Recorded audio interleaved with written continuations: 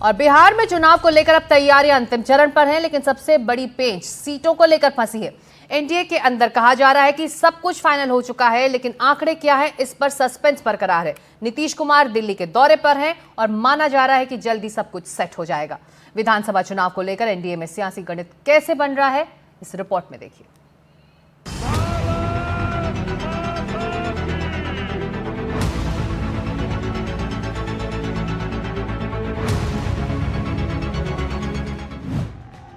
बिहार विधानसभा चुनाव में अब सिर्फ लगभग 60 दिनों का वक्त बचा है और ऐसे में सभी पार्टियों ने अपनी पूरी ताकत झोंक दी है। एनडीए हो या महागठबंधन, चुनाव का प्रचार फुल रफ्तार में चल रहा है। लेकिन जो सबसे बड़ा सवाल जिस पर दोनों तरफ पेंच फंसा है, वो है सीटों का बंटवारा। सीटों के बंटवारे को लेकर दोनों तरफ बैठकों का दौर लगातार चल रहा है, लेकिन फाइनल आंकड़े अभी आने बाकी हैं। सीटों के बंटवारे को लेकर एनडीए की तरफ से ये कहा जा रहा है कि पूरा फॉर्मूला तैयार हो चुका है। जैसे ही चुनाव की तारीखों का ऐलान होगा, गठबंधन की तरफ से सीटों के बंटवारे की घोषणा कर दी जाएगी। दरअसल सीटों के फॉर्मूले को अंतिम रूप देने के लिए नीतीश कुमार दिल्ली दौरे पर आए हुए हैं। माना जा रहा है कि इस बार सब कुछ फाइनल करके नीतीश बिहार लौटेंगे। सूत्रों के हवाले से ये कहा जा रहा है कि जैसे लोकसभा चुनाव में सीटों का बंटवारा हुआ था, उसी आधार पर विधानसभा में सीट शेयरिंग होगी। 2024 के लोकसभा चुनाव की बात करें तो बीजेपी 17, जेडीयू 16, लोजपा 5, हिंदुस्तान आवाम मोर्चा और राष्ट्रीय लोक मोर्चा एक सीटों पर चुनाव लड़ी थी। यही फॉर्मूला विधानसभा में भी लागू होगा। 2020 में हुए विधानसभा चुनाव की बात करें तो उस वक्त बीजेपी 110, जेडीयू 115, वीआईपी 11 और हिंदुस्तानी अवाम मोर्चा 7 सीटों पर चुनाव लड़ी थी।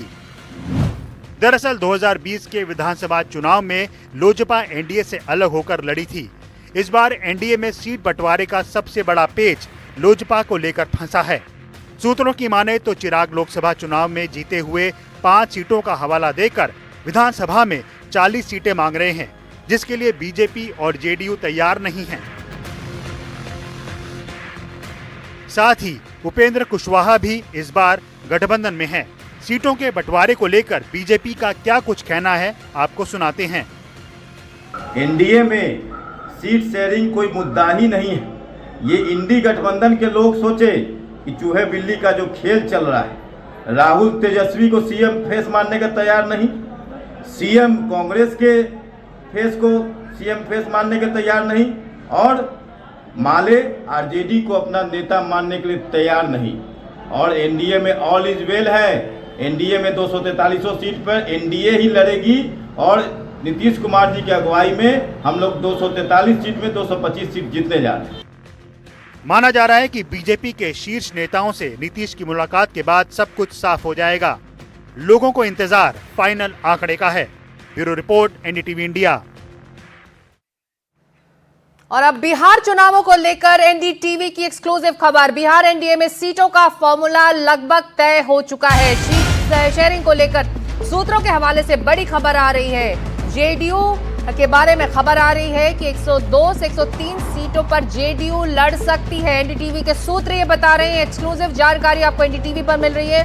101, 102 सीटों पर चुनाव लड़ सकती है बीजेपी।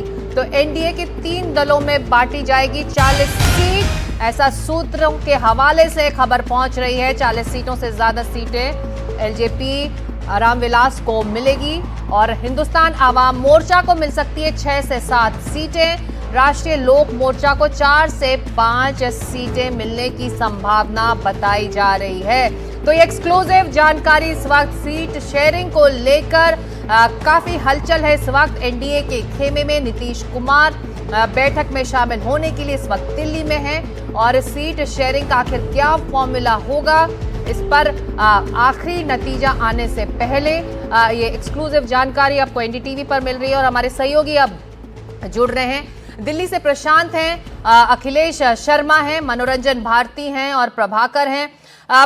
प्रशांत, अगर मैं आपसे शुरू करूं, जेडीयू के लिए अहम है सीट शेयरिंग का फॉर्मूला और इस वक्त नीतीश कुमार दिल्ली में है, क्या अपडेट आपके पास?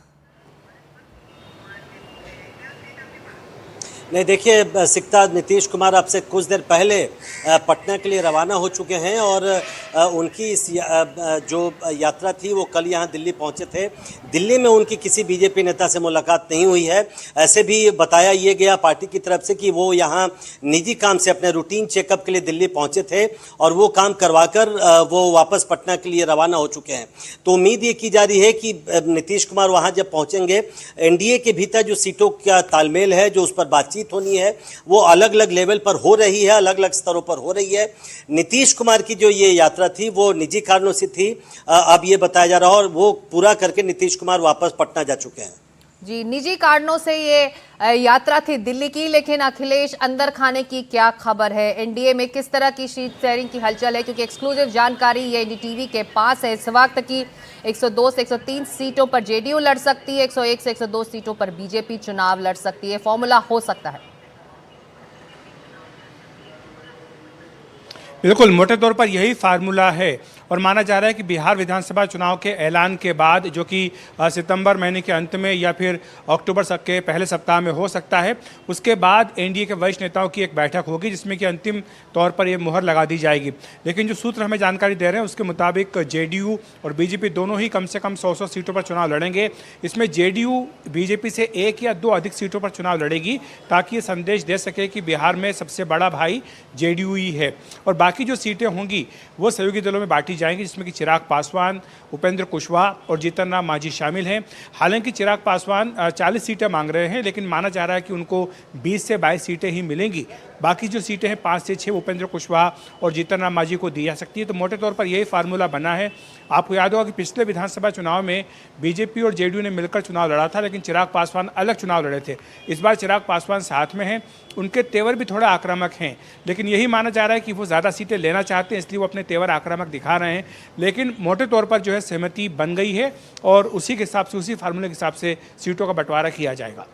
मनोरंजन, आप वोटर अधिकार यात्रा जो रैली निकल रही है बिहार की सड़कों पर, इसका कितना असर आप देख रहे हैं? और जो सीट शेयरिंग का फॉर्मूला वहां भी तो होना है महागठबंधन में, वहां से क्या अपडेट? जी हाँ, आपने कहा कि सड़कों पे है और मैं सच में लिटरली सड़क पे ही हूँ। देखिए अभी और यात्रा चल रही है, राहुल गांधी आगे जा चुके हैं। रही मुद्दे की बात की सीट शेयरिंग, जो बात अखिलेश कह रहे थे कि जो एनडीए में चिराग पासवान जो है उनके वजह से वहाँ पे थोड़ा कम्बिनेशन गड़बड़ाया हुआ है, उसी तरह महागठबंधन में वीआईपी पार्टी यानी मुकेश सहनी की वजह से थोड़ा तालमेल गड़बड़ाया हुआ है, क्योंकि उसके बिना जो है महागठबंधन में जो सीट शेयरिंग का फॉर्मूला था वो सेट है।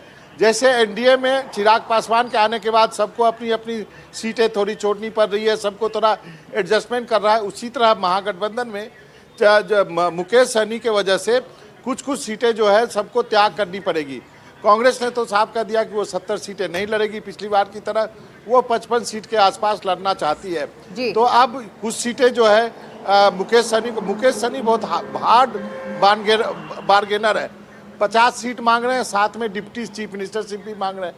ये तो हो नहीं सकता। कांग्रेस इससे काफ़ी असहज है। उन्होंने अपनी जो है असंतुष्टि वो तेजस्वी को वो जता चुके हैं। तो ऐसे में तेजस्वी के ऊपर ये डिपेंड करेगा कि वो कैसे मुकेश सहनी को 20, 22, 25 सीट के तक बना लेते हैं, और उसके बाद ये फॉर्मूला जो है ये सीट शेयरिंग तभी जाकर के मुकम्मल होगा। जी, वोटर अधिकार रैली का मकसद है कि एक तरह से कंसोलिडेट करना अपने वोटरों को, लेकिन प्रभाकर ये बताइए कि हर चुनावों की तरह इस बार के बिहार में चुनावों में भी जो फ्लोटिंग वोटर्स हैं उसका खासा असर रहने वाला है। ऐसे में उनको साधने के लिए दोनों तरफ से क्या कोशिशें दिख रही हैं? सीट शेयरिंग में इसका क्या असर दिखाई देगा?